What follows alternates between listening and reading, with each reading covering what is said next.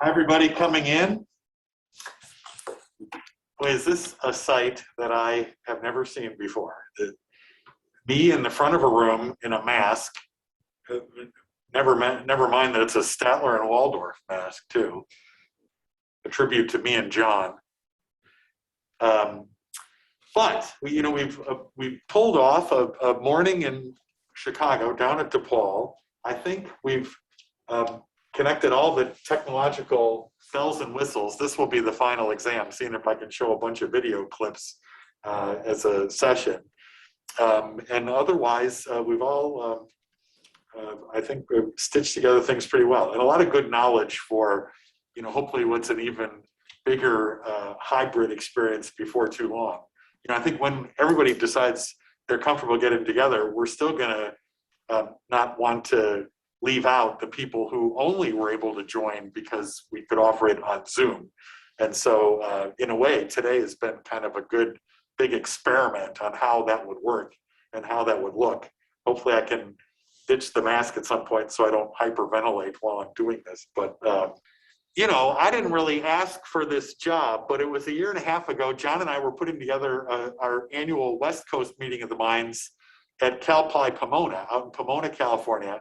Literally 2 weeks, right after all the COVID stuff happened with the NBA shutting down and Tom Hanks and his wife contracting it.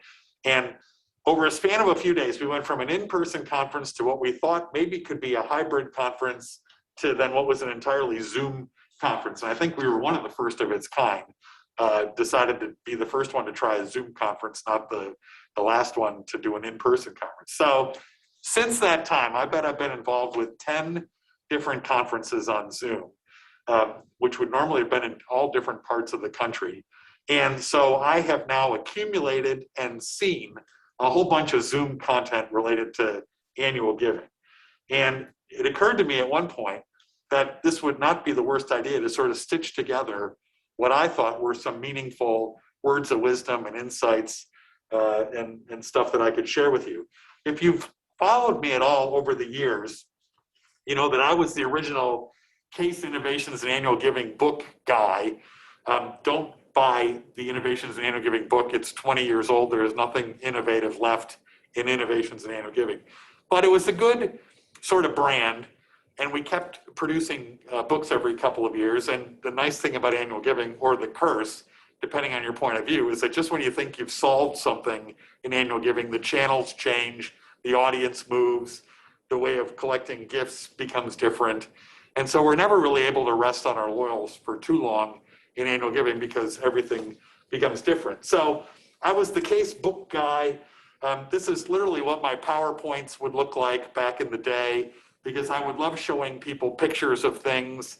Some of you know I have organized an appeal exchange now for a couple of decades, and I'm just the pollinating bee who sees a little bit of what is going on at a lot of places. So this is my typical slideshow crammed with pictures of things to look at. Now we're arriving at a sort of new chapter, which is putting together video clips for people to look at. So you're kind of my guinea pigs to see if this is a good idea or not. I have to give credit for this idea to Rick Steves, of all people. If any of you are Rick Steves travel nut fans and watch his show on PBS, I don't know anybody who's been harder hit probably by the pandemic than people in the travel industry in general, and Rick Steves maybe in particular. Not only are people not going on his tours, they're not even buying his books. And so with all this free time on his hand, he now, every Monday, does a live Zoom meeting from his kitchen. I think I have a picture of him. Yeah, there he is. And he will show one of his old shows every Monday live, and then he'll pause it while he's watching it, and he'll comment on what he was thinking when they did that scene, or how it started pouring 5 minutes after they shot that clip. And wherever he is in Europe, he's also not very shy about sort of indulging in whatever the food and drink would have been where he was when he shot that episode. And so here, this is a shot from one of his recent get-togethers in Italy, clearly. And so as the night even goes on Zoom, you can sort of sense that he's really starting to enjoy himself when he does the live remote. So I'm watching this and I'm saying, boy, I got all these Zoom sessions too. Maybe I could have some fun with this as well. So that's what this is about for the next hour or so. We're going to touch on all these different kinds of topics in the words of the speakers themselves, who I recruited for one conference or another over the past year. So these are in no particular order, and put some questions in the chat. I guess what I'm trying to do here is connect you with the person who's smarter about these topics than I am. And so even though I may not be able to answer every question about what they're talking about, go find them, tell them I sent you, tell them I'm sorry if a whole bunch of you go talk to them. But otherwise, I wanted you to just see who some of the thought leaders are in our profession these days and in this pandemic that we're in the middle of, and who I think is really pushing the envelope in the same way that I was discovering 20 years ago when I was writing Innovations in Annual Giving books for the first time. Okay, let's see, one more admission out of the waiting room. I'm going to open up the chat too if anybody has anything they want to yell at me about in the chat. And otherwise, let's give this a go. I think the technology is going to work. We'll see. Okay, I first want to show a couple of clips just about what kind of a significant shift we've had in digital fundraising. And so I've got a couple people here who I just thought framed the whole idea really well. This is Mike July, who's the head of annual giving at UCLA out in California. And he makes a really good point that has stuck with me since he said it, that the digital gift officer on your team, or the digital fundraising person on your team, who was probably the 24-year-old youngest person, lowest on the org chart, instantly became the most important person on your team the day that we all went into a COVID shutdown. So this is Mike July from UCLA.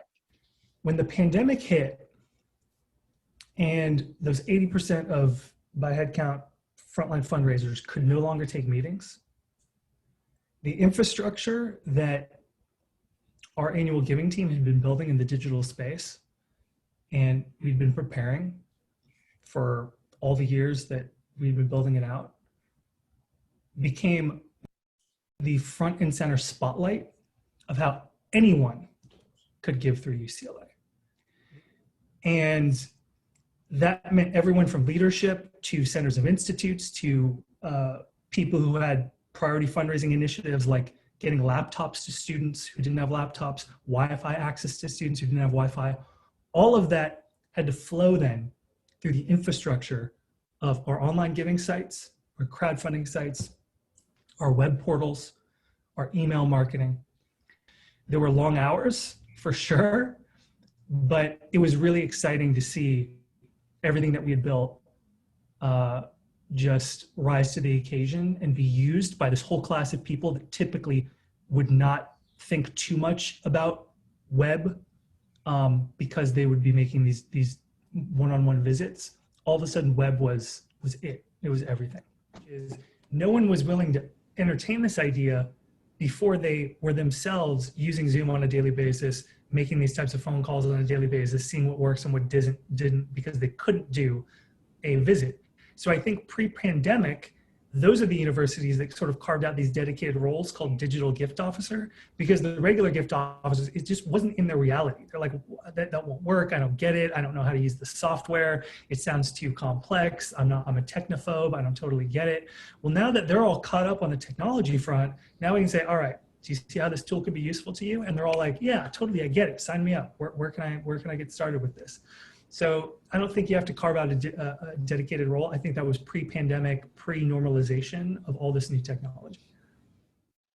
So there's an interesting drumbeat that I learned over the past year that Mike's point goes directly to, that is part of our future in annual giving, that we have this cadre of digital engagement officers, or as Mike is kind of saying, is everybody now a digital engagement officer? Major gift officers that he couldn't get to try anything on Zoom before the pandemic or use ThankView or anything else, now are the ones running to him, running to the digital fundraising person on the team saying, you need to teach me how to use this because I need to know in a hurry.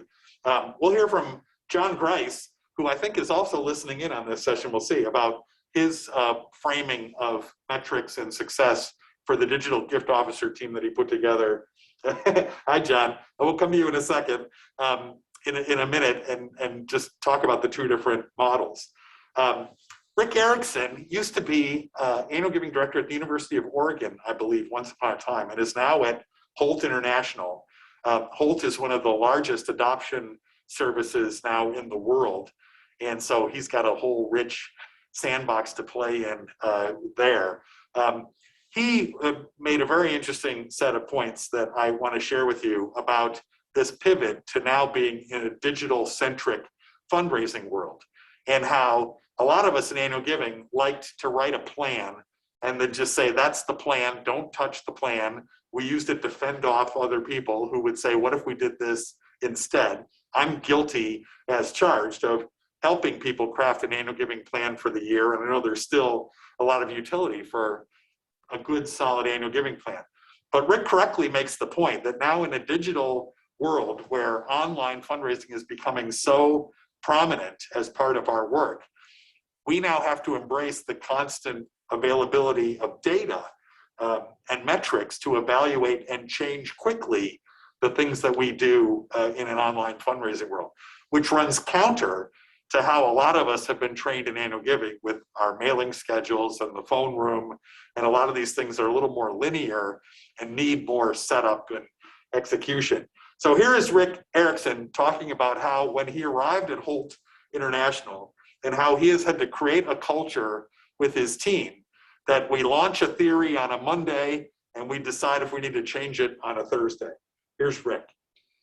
I've been with Holt now for 5 years, and in my capacity, most of those 5 years have been digital transformation years.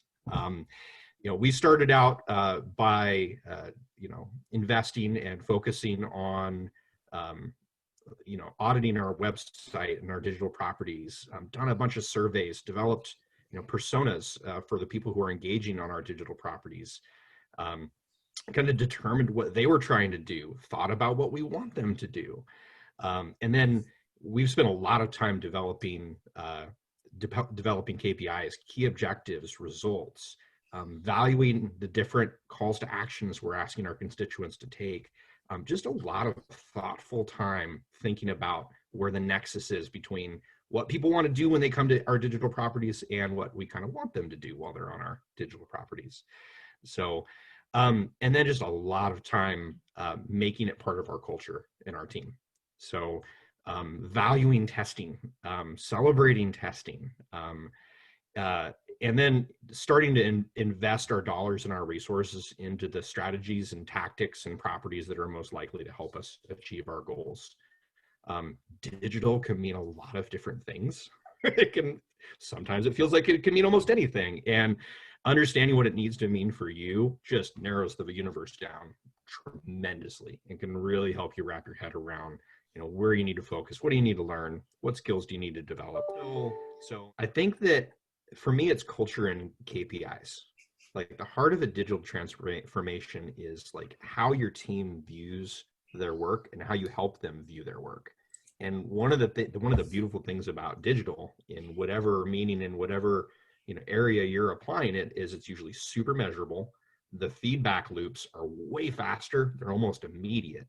One of the smartest things I think I did early on, I stole my boss's flat screen TV out of his office and I hung it up in my marketing team's room, and we hooked Google Analytics up into it and just displayed all of our goals in real time from the website and from our email right in front of where everybody likes to sit and eat cinnamon rolls and drink coffee. And so, yeah, and every meeting we had, I always led it off with the key indicators that were indicating whether we were winning or losing, like in that particular area, and just constantly putting things in terms of your goals. And if you're doing a good job and you're having success, it's really fun. It's really rapid reaffirmation for the team to constantly be seeing kind of the fruits of their labor. If you're not succeeding, it becomes a brainstorming session. You start to think and talk about how you can adapt and how you can change things. My team, so it was primarily marketing, communications, creative, fundraising folks. They were really used to a really waterfall mentality. Like We figure out what we're going to do. We write our annual plan. We go out there and we march along and we accomplish all the things. And then we have a party and look and see how we did. A digital transformation totally changes that. Those are weekly conversations. You're putting a hypothesis out on a Monday, testing it on Tuesday, looking at the results on Wednesday, and then adjusting your strategies going forward to adapt to that. If you celebrate that, if you make it fun, people will embrace it. If it's just a rat race and people feel like they're chasing their tails, they'll be miserable. And so culture, it's really, really critical. I love that. I want to get him as a speaker next time. And he's so right that, Meredith and Maurice, if you caught that session last hour about the relationship between central annual giving and the schools and colleges, a lot of the work at the central office is really just kind of keeping everybody happy enough that we can just do a set of things, deliver the mailings on time and get the phone-a-thon running and do the giving day. And, it's all about sticking to the plan more so than being so like a laboratory, like what Rick's talking about. And so, it's an important sea change that when we started doing things on Facebook or emails, it was just try and do as many as you can. And he's putting a whole other layer in, which is really own the data and own the real-time information and be nimble enough that you can say, okay, that didn't work. Now we know, let's try this subject line. Let's try this kind of a post. So I love that. That's Rick Erickson at Holt International. Okay. I've got Molly Clark Davis here. Molly hired the very first annual giving stewardship person I had ever heard of before. And we did a session yesterday with Miles and Eliza talking about how I think annual giving stewardship once upon a time was a bit of an oxymoron. It was a victory just to send people a thank you letter promptly and give them all the IRS information that they're required. But for a lot of us, that was kind of the end of annual giving stewardship. And if there was anybody on the team that had stewardship in their job title, they were usually major gift focused. They were kind of a concierge, right? They were doing endowment reports. And so I think it's only been recently when things like thank you showed up and we could think in scale about how to give lots of people a hug that was meaningful to them. And so all of a sudden now we've arrived at a point where there's a job description there just for annual giving stewardship. And Temple is the first place I've seen it. Molly is the first person who hired for it. So here's a few minutes with Molly Clark Davis about the rationale for annual giving stewardship as a position at Temple. Molly is here because she's got a staff position that I had never seen before. It's almost a unicorn. Associate Director of Annual Giving Stewardship. And so to finally see a dedicated stewardship person for annual giving who wasn't really just a major gift concierge or wasn't just running endowment reports all the time, I said, wow, that is something new. So sorry that I'm bumping up against the end, but tell us about the pivot to make that position. Absolutely. I can talk fast. And first of all, I like to be considered the Reese's peanut butter cup, which is what you called this before rather than unicorn, but I'll take either. Okay. Got it. Yeah. We are one of those teams that merged about 2.5 years ago with the Alumni Relations Unit. And so we were a combined team. And through that, there was lots of shifting. And one of the first positions we realized we needed, because it really hadn't been focused on in a long time, was stewardship of our annual giving donors. We saw our retention rate going down across the board. We especially saw it amongst our leadership annual giving donors. We didn't have frontline gift officers in annual giving anymore. There was a lot of cleanup that had to happen. And so Jenna Minatola, who's in this position, who unfortunately could not be here for this session, so you get me. Jenna really started about 18 months ago cleaning up our processes, right? We sort of took Lynn Wester's 4 pillars of stewardship, of donor relations. We started by looking at acknowledgements. Our acknowledgements were messy. People were getting like a gift receipt from our gift processing department and then an annual giving thank you from someone else. And then we didn't really know what was happening in the schools and colleges. And so a big part of Jenna's work at first was really like cleanup, making sure that the reports were right. So working with our friends in advancement services on like, what is the proper report to make sure we're capturing all the annual giving donors. I like what John said before. It's sort of like, you start, I think you said optimization first and processes first, and then you get into innovation later. And that's really what Jenna's role really had to do, which is start by cleaning house, like just making sure, like, are people actually getting acknowledged appropriately? Are the reports right? Is it pulling the data right? And then we could start moving into things like milestone donor thank yous and recurring giving donor thank yous and first time donor thank yous. And so that was a big part of it. And then it's really been, we've been doing a lot of work on our Leadership Annual Giving Society. So Jenna has spent a lot of time in the past 6 months really doing research of peers and how their Leadership Annual Giving organizations or societies are working.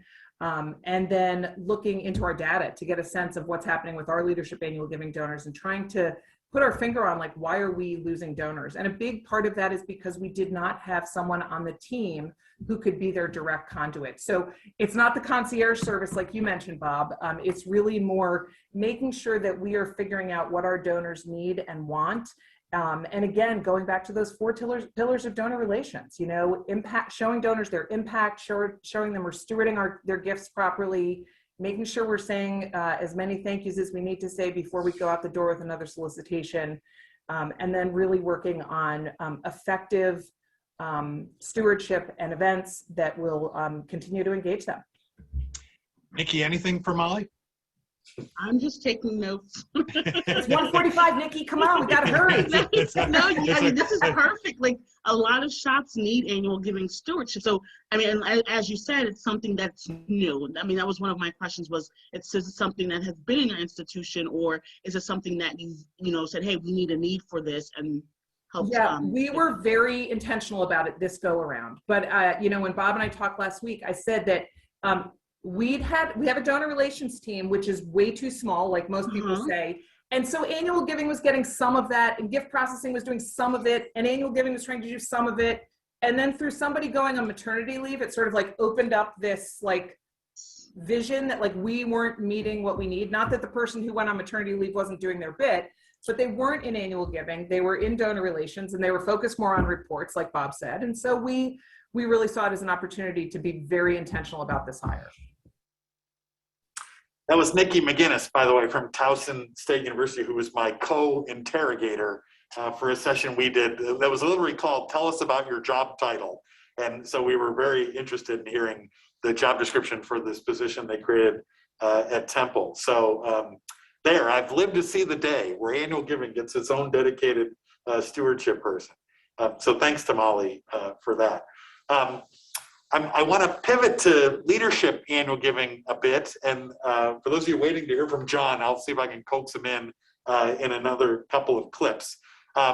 Obviously, a lot of leadership annual giving programs have pivoted and adjusted, in some cases for the better, I think, because of the pandemic. We've engaged people virtually that were maybe never going to come to in-person events. I've seen some places be really smart at learning what donors are interested in because of the virtual events they choose to be part of. So that's a whole new window on affinities, right? I've seen excuses for subsequent outreach that have emerged from virtual meet and greets with the president and people who post questions or just give you an excuse to follow up with them afterwards. So even at a place like Georgia Tech, which is where Colin Cumming is from here, which was very event-centered in their leadership annual giving cultivation and stewardship, tailgate parties at the football games and black tie benefits, have nonetheless learned how to pivot, how to make some good results out of a bad situation, and are probably going to stay adjusted going forward because of the things they've accomplished. So here's a couple of minutes with Colin Cumming, who was at Georgia Tech, is now at the American Institute of Chemical Engineers, gone to the dark side as a major gift fundraiser. Here's Colin. Our signature event was a black tie gala, and is a black tie gala called President's Dinner. And really, I can't emphasize this enough. I don't know if any other offices have this as well. But above all else, our program is really structured around this event. Getting invited to the event, making sure you're on the list, making sure you're listed in the program at the appropriate level, making sure you got your gift in, all of that. And so when we were forced to cancel the event because it was in June, it really felt like the sky was falling. This was our biggest event with 600 people plus every year. And it did fall, but then it was fine. Now we've gone virtual. So, how did we adapt? And one of the things I want to highlight was the really great event that we did. It was a fireside chat. The invitation was exclusive to our leadership circle donors who were able to meet with the president of the Institute and also the executive director of the Alumni Association. They will submit questions in advance and also submit questions during the session. So it was a very engaging thing. It was mostly stewardship focused, really sharing gratitude, apologizing that we weren't able to meet in person, wishing that we were meeting in person, that kind of tone. But really it kind of transitioned into more of cultivation, really getting people familiar with the president. Many of them hadn't seen him outside of like a formal produced YouTube video or an email to the entire campus community. He actually ended up doing it right on his front porch, which was initially very alarming, but ended up being very charming, and people really enjoy that authenticity where you can hear a bird chirping while he's having just a really honest conversation with you. And one way that I secured visits around this event, which I thought was really helpful, is that there were so many questions that they were not able to get to. So I actually scheduled visits with people that didn't have their questions answered and answered the questions as I was able to, but more so connected them. So if they had a question about what's going on in mechanical engineering, connect them to the school chair or their development representative or their communications team or their events person. And a lot of questions were about athletics, which I wasn't about to field. So, connected them to our athletic department and making sure that they're being kept in the loop in that regard. And those conversations were lovely. It was a really well-received event. The conversation was really, it was about the gift, but it was also about, just getting to know the president and just kind of bragging about him a lot and his great energy.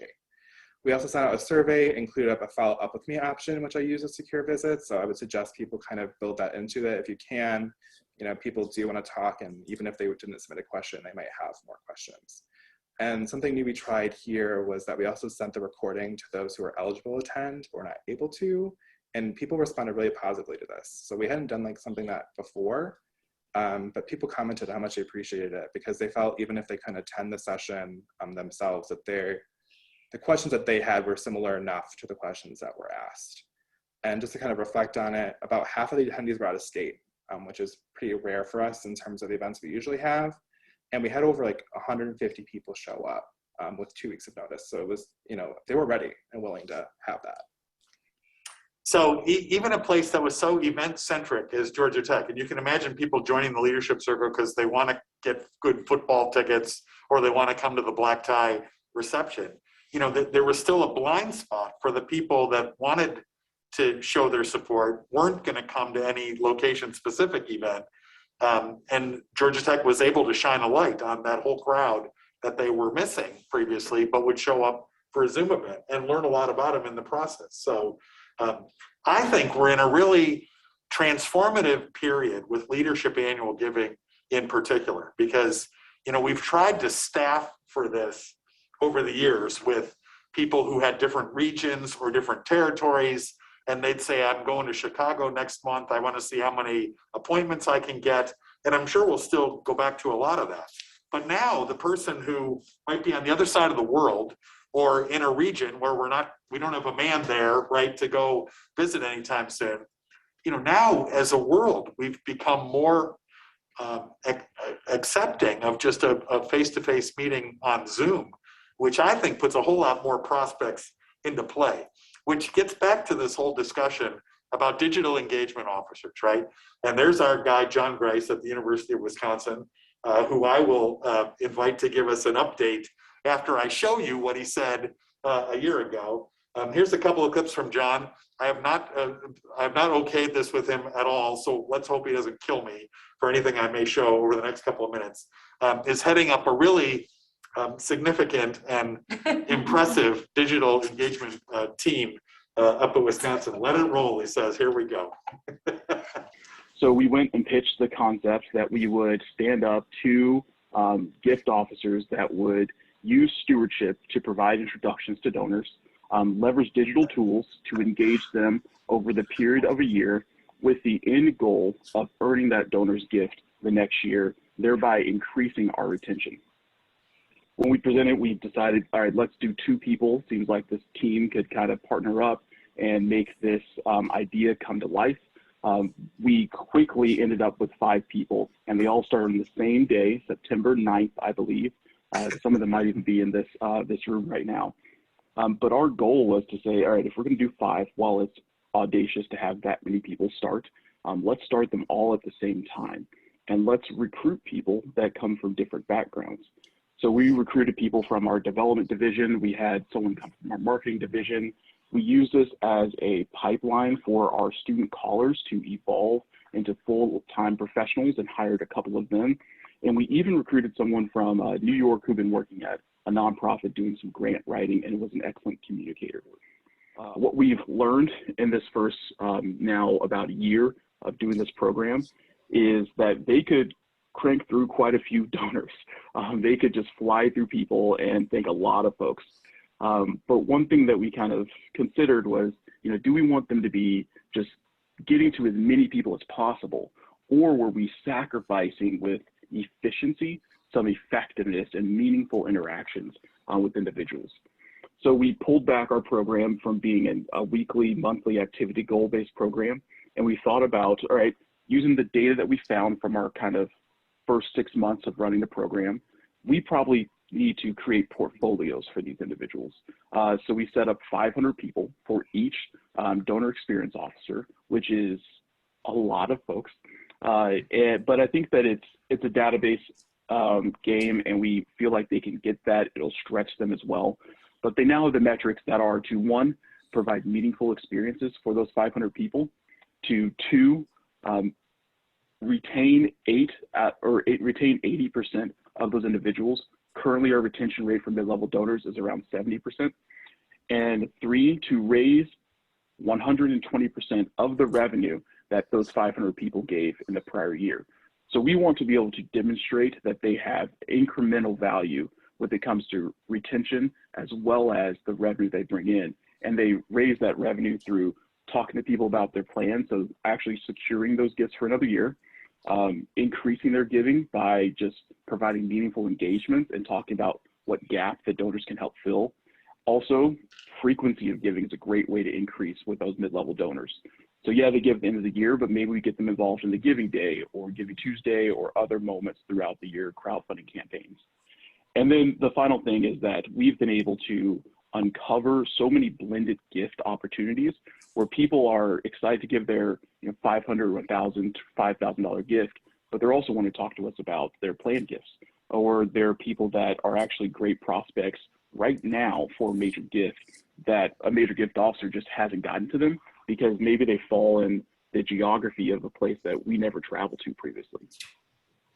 And John, so this program is as much a stewardship strategy I've lost weight anything too. I mean, I know you're asking for upgrades and there's the metrics for that.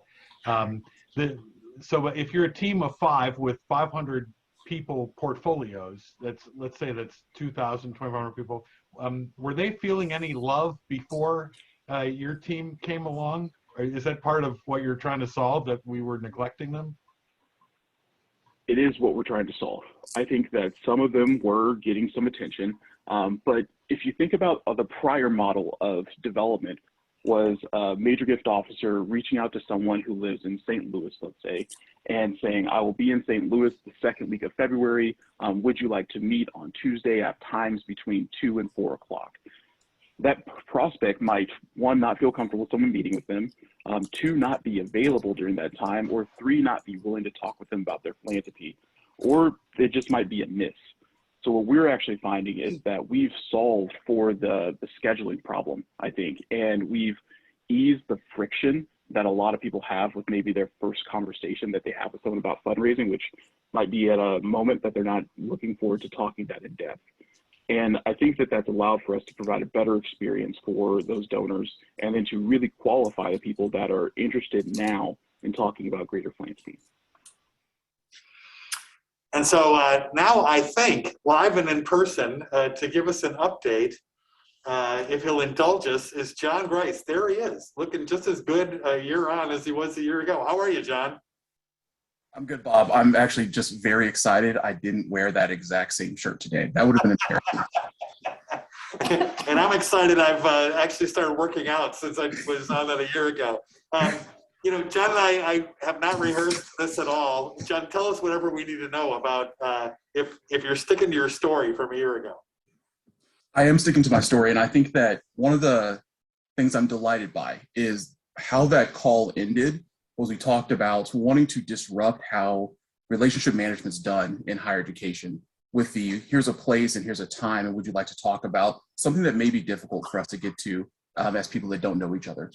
And last week, I was in an interview for a major gift officer role. I was interviewing a member for a major gift officer role, and I was on a panel, and one of our lead development officers was talking about how the pandemic has changed how our development staff has done work and how the entrance of Zoom has allowed for them to not be restricted by time and place and conversation. So I believe that the disruption that we were aiming for a year ago has come to reality. I think that not only are we doing with digital gift officers and donor experience officers, but we're seeing that our development staff are following in the footsteps of some of the innovators that happened before. At UW-Madison, we're continuing to do the work that I talked about before. We're still trying to provide meaningful relationships that earn a gift for another year. We're chasing retention. We're trying to qualify people for greater giving. And I believe our team's having great success with that. It's not easy. There are certainly bumps, but we've been able to elevate folks like Betsy Popelka-Masnick, which I believe she's on this call as well, who now leads our donor experience officer team. And I think she's done a great job at helping us think about how we can automate a lot of our interactions so that when we do get people to connect with us, that we're able to think about those conversations and have really meaningful experiences for people. We started with the idea of 2, we went to 5, and now we have 11 people doing this work.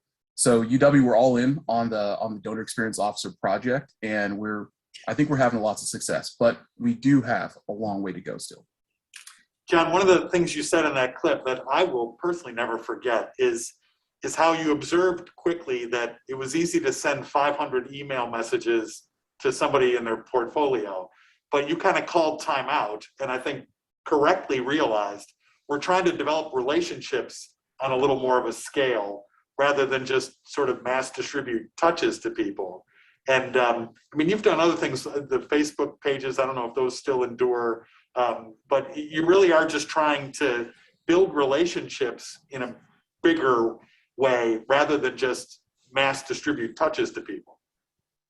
Yes, absolutely. We're trying to find our comfortable space between traditional frontline fundraising and inside sales.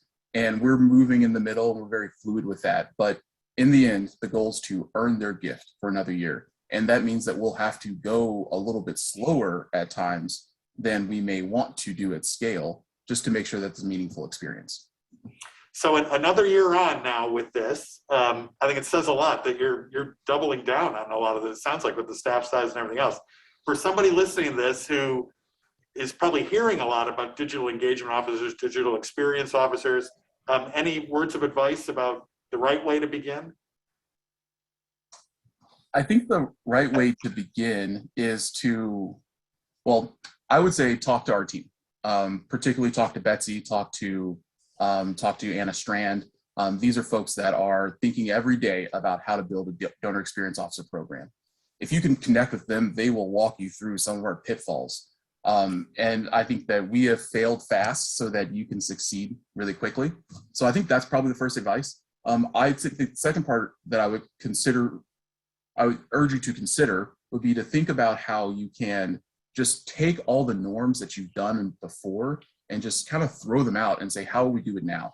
And look towards the other experiences that you get in your life outside of higher education and think, how can we be more like, I don't know, how can we be like the things that engage with me on my day-to-day life, that my hotel that knows my experience? How can we be like even deodorant companies now are getting really good at having really great engaging experiences. So we need to think more like that than we do our traditional mass marketing higher education fundraising.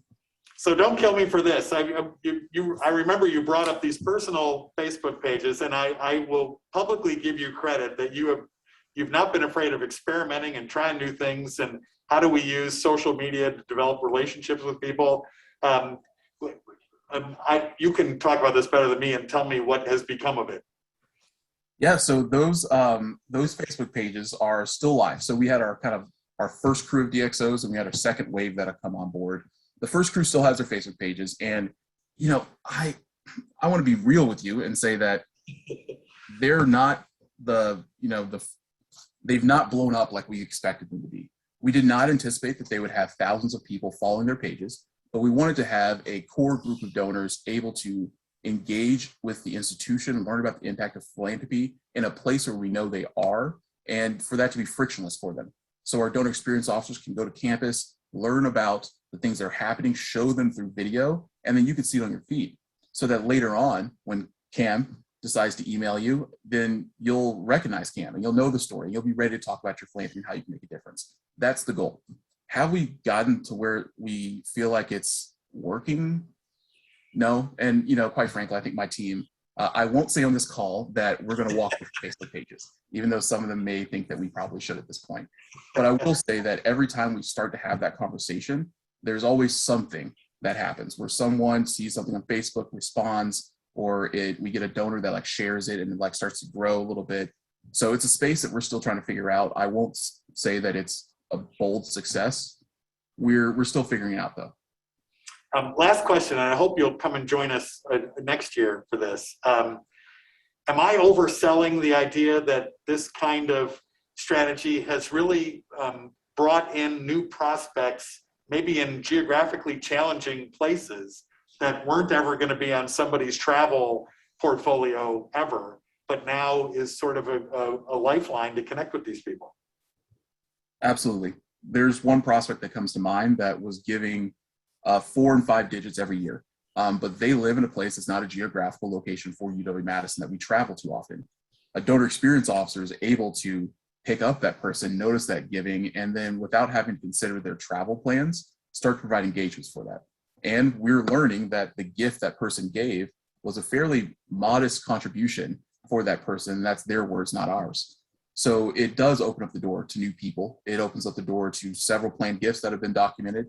And I think that we will continue to see that geography doesn't matter as much anymore with the future of our fundraising if we embrace these digital first practices. Jen, thank you. Not only are you a great, eloquent spokesperson for this, you're great impromptu too. Well, thank you. I caught that you're giving me some kind of leading suggestions that I come on camera. So here I am. You're a good man. Go Badgers, and thank you very much. Take care. The man has a fan club. So related to that is this clip from my friend Lo DeJandre out at UC Berkeley. Lo is a development officer in the College of Chemistry, and connected to the conversation we just had with John and the idea that prospects are a lot more accessible now, maybe than they were in a more terrestrial time, I guess you would say. Lo has had a lot of success within the College of Chemistry with LinkedIn Sales Navigator, which allows you to do a whole lot of dicing and slicing of who graduated from Berkeley and the College of Chemistry, how their career has gone, what their specialty is, what some of their other interests and board involvements are. And so if you believe that one of the benefits of this Zoom society is that now a lot of our leadership gift prospects are more accessible and more relationship building capable than before, then qualifying a lot of those prospects quickly becomes a goal too. So here's a few minutes with Lo at UC Berkeley about how really a one-man shop there has done a whole lot because of LinkedIn Sales Navigator. Here's his graphic that just talks about how he's used LinkedIn to winnow down to people that graduated from his college, what sort of specialty they've gone into, what firm they're with, who's got a very good job title and career going for themselves. And you can see the 212 people that they didn't know anything about previously in the College of Chemistry at Berkeley that he now has made a very nice portfolio out of. So here's Lo at this spring's Meeting of the Minds conference out in Pomona on Zoom. What we did was we looked to capture a lot of information also so once we narrowed down those profiles to the ones we wanted, we looked to capture this information. So we captured, of course, their LinkedIn profile link. So, you know, since people's employment and titles are going to change about every 12 to 36 months, their LinkedIn profile link was the one thing that we could always have in some sense in our database, so we can make sure that we can see that person's updated employment and what they're up to. We looked at current and past employment in case they work for an interesting company like Pfizer for the last 25 years, but now work for a startup. We looked at interests and affiliations such as industries, featured skills and endorsements and interest groups, and we coded people in different buckets. For example, like many of you, we're doing a lot of fundraising right now for diversity, equity, inclusion initiatives. And we actually we worked with a work study student who looked through the profiles for specific areas under interests and groups and those things to actually code people as potentially interested in diversity, equity, inclusion. We looked at board memberships, which are really important in terms of trying to connect with other potential prospects and donors. Other academic affiliations, so they might have come to Berkeley for their PhD, but where did they go for their undergraduate, or vice versa? And then finally, some people list their other contacts, like their Twitter account or their personal websites or their emails or phones. So we looked to basically capture all this updated information on these specific prospects. I wanted to show the slide I skipped past with Lo. In case you aren't aware of LinkedIn Sales Navigator, and I'm not in any cahoots with LinkedIn, and I get no commissions from bringing this up. It's $1,250 per year per user. Some of the benefits you get, I can appreciate as someone who's on LinkedIn a lot. You can look at anybody's profile anonymously, so none of your alumni have to feel like they're being stalked by you if you don't want them to. You can send unlimited messages to prospects. So again, if you don't have any other contact information for some of these folks, LinkedIn Messenger might be the best way to reconnect with them without having to try and find their email address or anything else. So, and then all the benefits that he talked about with all the research that they've done. A lot of the research is with interns that he's got on his staff, by the way, who literally looks up people person by person on LinkedIn and then puts codes into the database. Again, I don't know that I would have emphasized this as much previously, but now that you've got people like John Grice and his team, you know, really sort of shining flashlights into the corners of the database and engaging with people that were just not so easy to form relationships before previously. In my opinion, that puts into play a lot of other people that on a leadership annual giving level maybe are still not worth a whole lot of the prospect researchers' time. But if I can get in and rummage around in LinkedIn Sales Navigator, I can fill up a portfolio pretty quick, it seems to me. So thank you to Lo. Video has obviously leaped ahead in the last 18 months. If you've heard any of JD Beebe and Thank You's demos, you see all the creative ways that they're using video and their users are using video. So I don't want to repeat all that here, but one of the things that stuck with me, we did a session at one conference, I forget which one, that just was a showcase of smart videos that I thought were using video in different clever ways. And then I interviewed the people who had put them together. So one was here with Sasha at UCLA Health, and was one of the first videos that I saw that was kind of a man on the street, live breaking news video. UCLA Health was on the front lines, as you could imagine, with all the COVID research and PPP equipment and all that. And so this video that Sasha's going to show us is from their head of advancement in the warehouse where they're stockpiling all the COVID supplies. And it just feels very organic. It feels very, I'm giving you directly a report as the donor of how we're putting your gift to good use right behind me. And you can even hear the pallets crashing in the background, which I think just adds to the organic flavor of the whole thing. So this is Sasha at UCLA Health. Such an honor and privilege and so overwhelming when the pandemic hit last year to be on the front lines of seeing all of the generosity of our community, both in LA and around the world, pour in.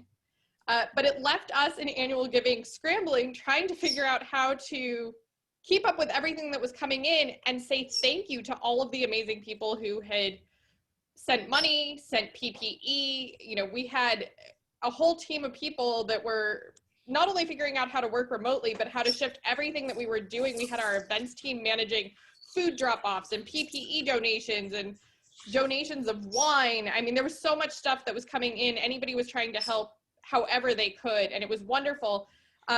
And our health leadership was busy trying to take care of a health crisis. So this video came about because our AVC of development stepped up and said, let me put something together that we can send to everybody to say thank you for their amazing support. And that's what Bob's about to show you.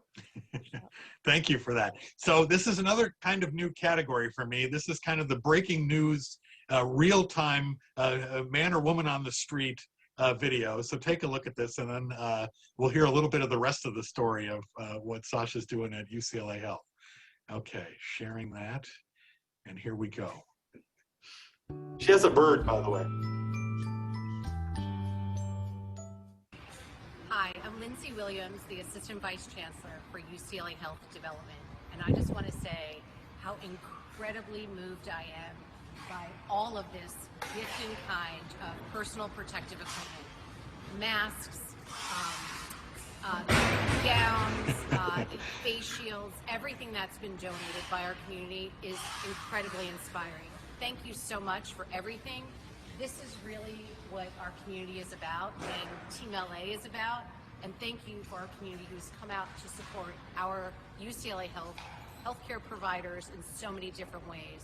Every piece matters, and we're just so grateful. Thank you so much. Okay, so first I want to know, was the crashing noise in the background choreographed on purpose?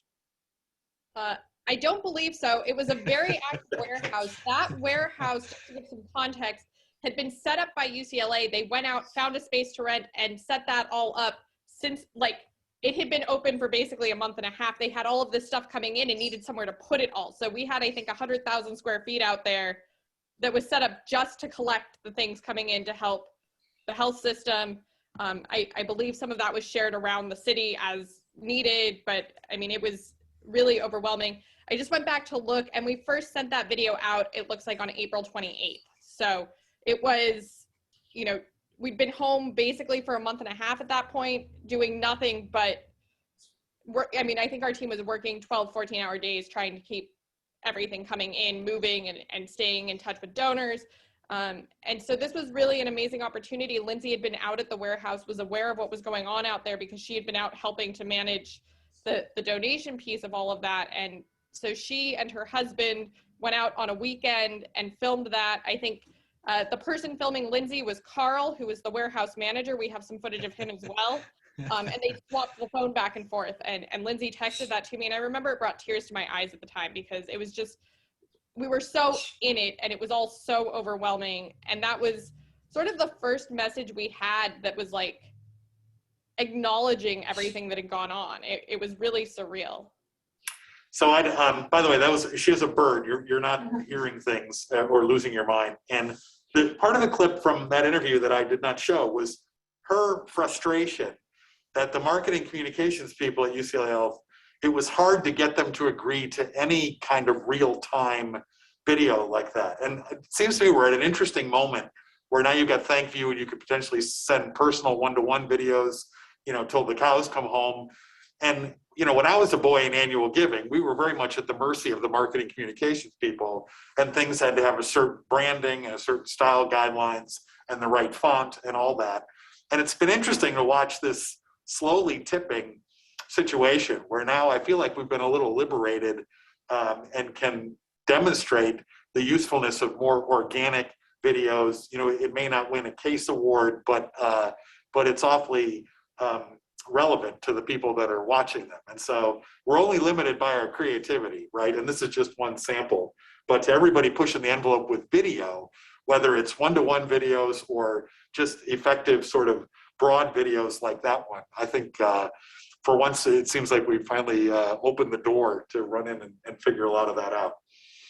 Okay, this clip is too long, so we're going to skip that with my dear friends at UCLA. I want to talk for a second about QR codes.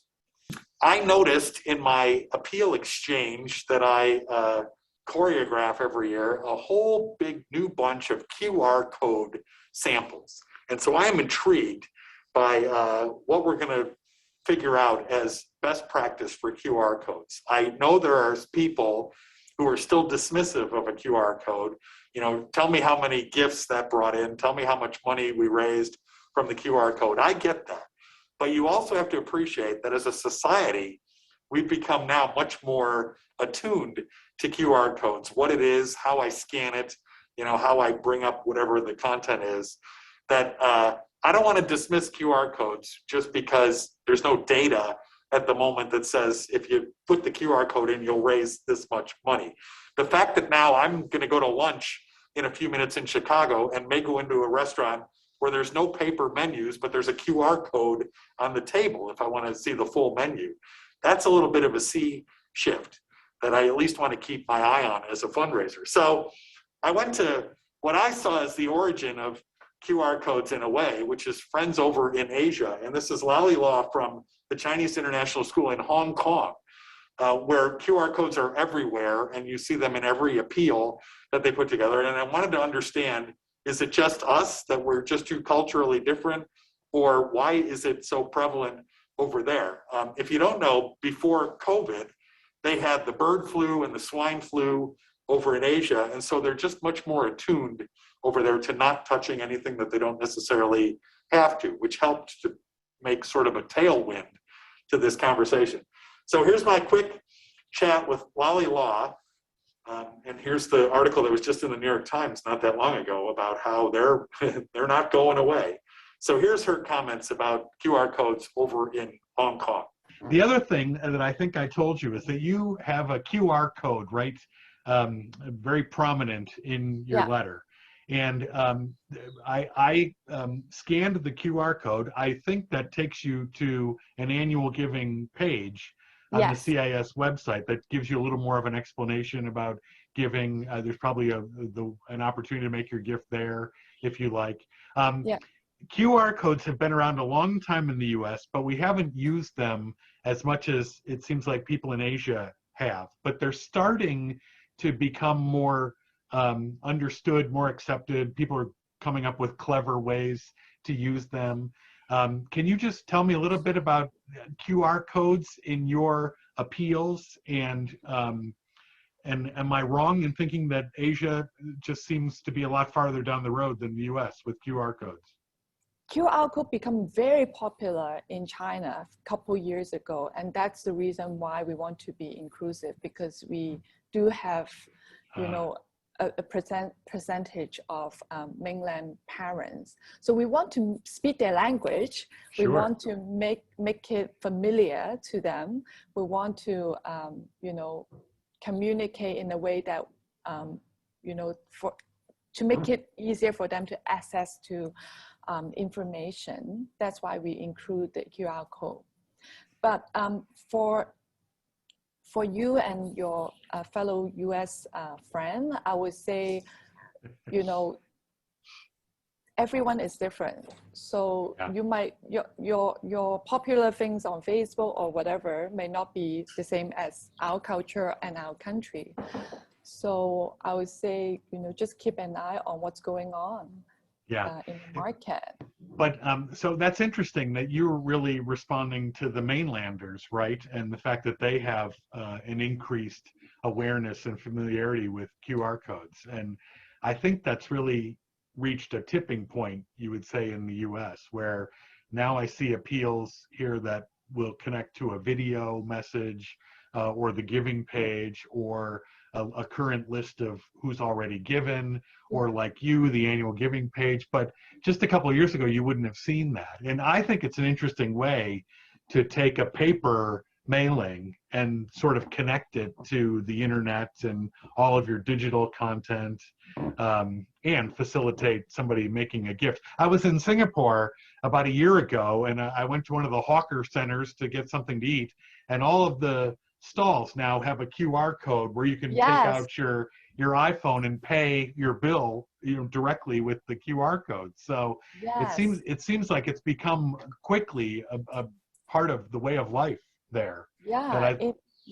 In China, in China, they even have the taxi driver. Every taxi driver will have a QR code. So it become part of their lifestyle, I would say. So, so to me, I think of QR code as potentially just another channel and a way to connect channels as well. So I'm not here to say today, here's the sample with the QR code that raised a fortune for this institution. But I'm also here just to observe that there's been a little bit of a big sea change. So it's become easier to scan the codes. People have a bigger awareness of them. And I've got my eyes open for creative ways that we see to use them. But that's the story from Hong Kong. Okay, I have a couple minutes left. I'm going to show you this clip quick from Sydney Cross at Hamilton College.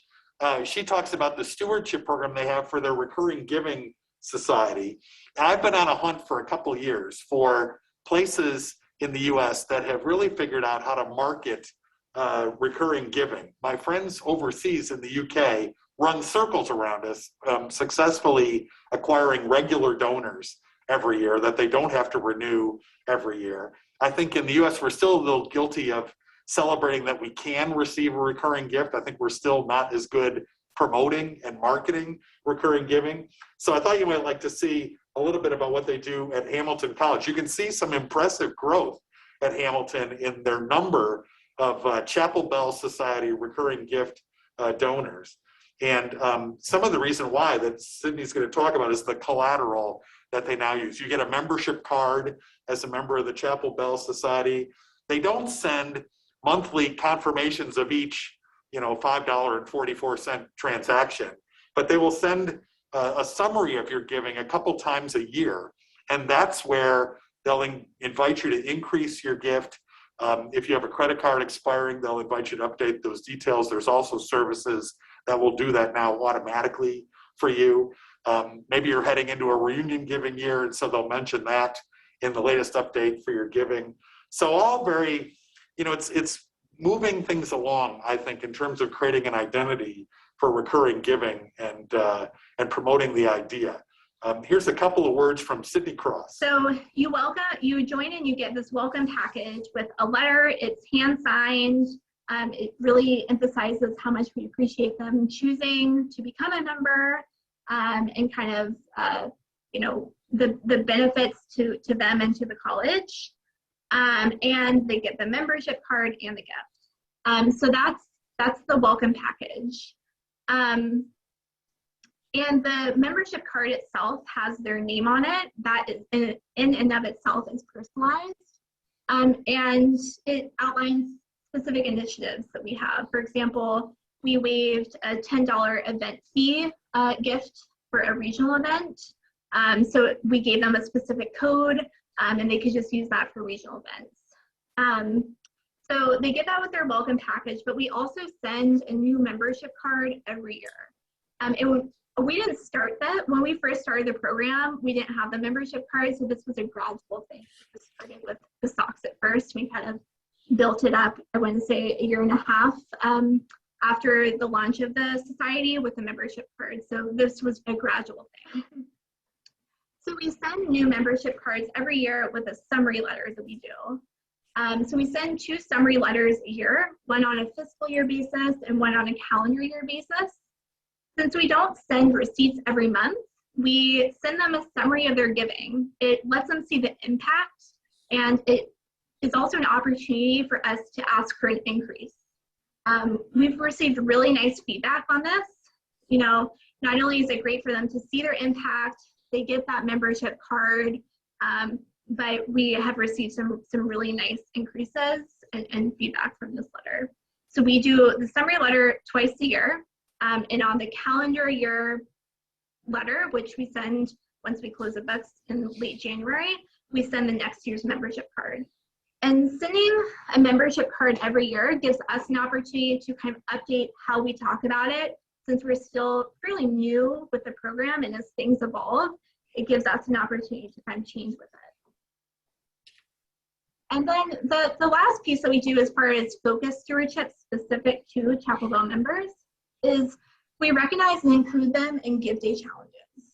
You know, we want them to feel a part of days like this. We don't want them to feel penalized for doing something that, you know, we encourage them to do.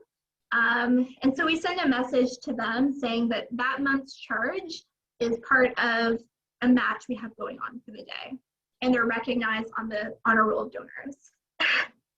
We actually have several people make second time gifts, which is kind of surprising. They want to feel part of the day and make an additional gift, but it's by no means the ask. And again, we've received really nice feedback on this as well. Okay, so anybody pushing the envelope with your recurring giving society, I'm still on the lookout for a good articulation of the giving opportunity that recurring giving societies present. I still see so many places that assume that the donor just wants their gift broken into smaller pieces. I don't think we do a very good job talking about the ongoing needs of our institution. I still think somebody should say that your recurring gift helps to tune the piano every month in the Fine Arts Center. You know, what are sort of those recurring needs that the institution has? So report back if you get anything that you're proud of. I think I'll close with this Venmo reference. I don't even actually have a video here, but Chandler Boyle, who is newly married, was Chandler Thompson at Elon. She did a talk at the Carolinas Annual Giving Conference a couple years ago about how Elon is using Venmo in its fundraising. So John Taylor across the hall here and I did a Zoom webinar and talked about Chandler in her absence because she was getting married, and sort of told her story. You know, in a nutshell, I think people have been dismissive of Venmo because they think they're going to be sued by Venmo. What they don't realize is that you take an individual account and you can assign whatever institution bank account you want funds to go to. So the fact that it's an individual involved is almost incidental to the process. And so this slide kind of sketches that out. And I invite you to go talk to Chandler if you want to hear all the details. I can tell you the College of Charleston has also embraced the same thing. I know there's some nice integrations now out there. Give Campus, who's one of our beloved sponsors at the Midwest Meeting of the Minds, is one. I think Give Butter is another one that will sort of seamlessly stitch together a donor going to your giving site and wanting to Venmo their gift. And we are not encouraging anybody to do anything illegal. We've talked to the people at Venmo who say they're giving themselves the legal language in case anybody were to ever get them angry that they were using Venmo as an organization. But their problem is they've dragged their feet over the years at really developing a module for not-for-profits. And until they do, they're just saying that that's not something we support. Remember that you can take an individual account at Elon. You can see here, it's the Director of Advancement Services themselves.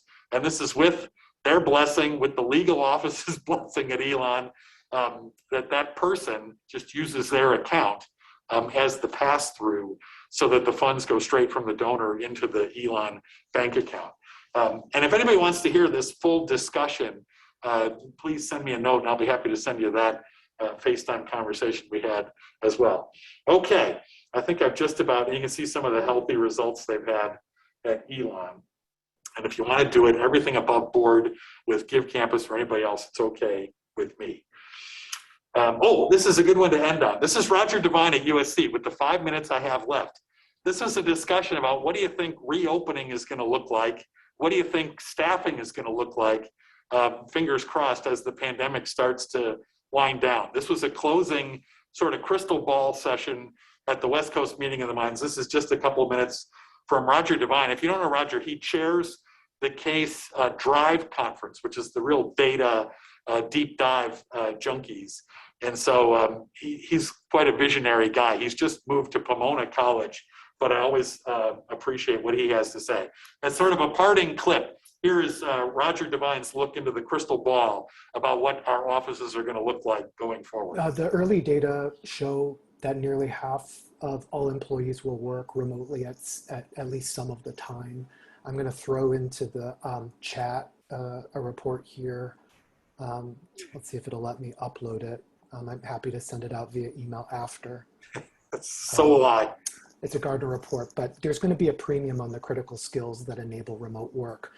Definitely see a hybrid type of environment. And leadership is really going to be focused on these management styles that allow and adapt to remote team needs. I think there's a lot of rethinking going on, reimagining about experiences, both for our external constituencies, our alumni, parents, friends, donors, and then our internal working groups, whether they're remote, virtual, in-person / hybrid.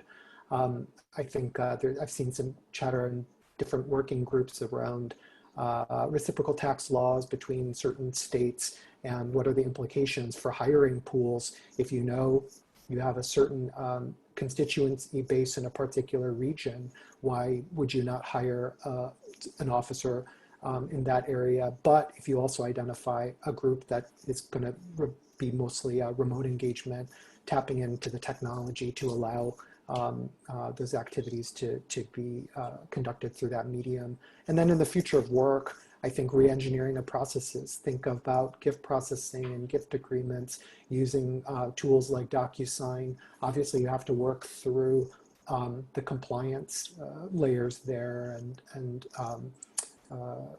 to make sure that everything is auditable and so forth. But I definitely see the COVID, the pandemic has accelerated some of these technology adoptions in helping organizations maintain business continuity and even expand some of their reach. So my takeaway from that is that you may have a boss whose comfort level is that they want everybody in the office as much as possible. But I think to Roger's point, over the longer term, if you bring valuable skills in your role into your work, that's increasingly going to be the evaluation by our bosses about, how much do we need to accommodate, should we accommodate because of that person's skills. There's jobs that are going to require people to be in the office anyway, I get that. But Sarah Bird presented yesterday on the Giving Day calendar at Knox College, which is in the middle of Illinois, and Sarah lives in Cincinnati. So she's running the Knox program essentially while living in Cincinnati. Colin, that I showed, who was at Georgia Tech and has now moved to the Chemical Engineer Society in New York City, still lives in Atlanta for the foreseeable future because he can get things done effectively from where he's sitting. So this is still very much an evolving situation, right? But I think Roger frames it well, that if you bring value to your work, people can't just assume that you're going to want to sit in the same desk day in and day out. Okay, thanks very much for listening, and thanks, John Grice, and see everybody a little bit later for the closing.